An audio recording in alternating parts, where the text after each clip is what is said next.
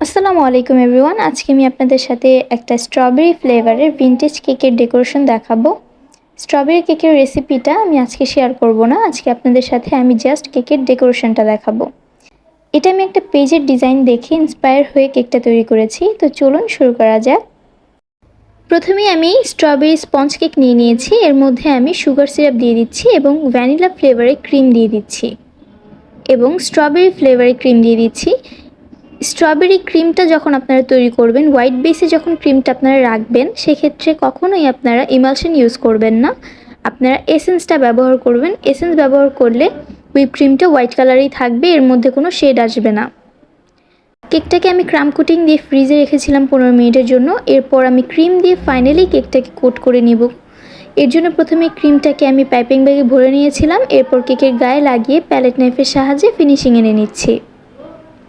Finishing আনতে আপনার scraper কিংবা প্যালেট নাইফ কিংবা ভিজিটিং কার্ড, যেটা আপনাদের ইচ্ছা আপনারা সেটা ইউজ করবেন।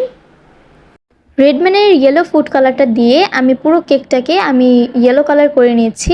প্রথমে ভেবেছিলাম হোয়াইট কালারের মধ্যে কেকটা বানাবো, পরবর্তীতে ভাবলাম যে হালকা অফ হোয়াইট কালারের মধ্যে করলে কেকটা বেশি সুন্দর হবে। তো স্টার নজেল দিয়ে আমি একইভাবে ভিডিওতে ঠিক যেভাবে দেখতে পাচ্ছেন আপনারা সেভাবে কেকটাকে সাজিয়ে নিয়েছি। হালকা রোজ পিঙ্ক কালার দিয়ে আমি ফুল তৈরি করে নিলাম। কেকের নিচের অংশে আমি একদম ছোট সাইজের একটা নজেল ব্যবহার করেছি, এটা কোনো ডিজাইনেবল নজেল না, রাইটিং নজেল। এটা দিয়ে আমি ডাবল করে করে এভাবে প্যানেল তৈরি করে নিয়েছি। একইভাবে রোজ পিঙ্ক কালার ক্রিমটা দিয়ে আমি ফুল তৈরি করে নিলাম। রোজ পিঙ্ক কালার ফুলের মধ্যে আমি হোয়াইট ডটের কিছু ক্রিম দিয়ে দিচ্ছি, এতে করে দেখতে একটু সুন্দর লাগবে। এটা টোটালি অপশনাল, আপনারা চাইলে স্কিপ করতে পারেন। কলাপাতা কালারের আমি ক্রিম তৈরি করে নিয়েছিলাম, হুইপ ক্রিম, সেটা দিয়ে আমি পাতা তৈরি করে নিয়েছি।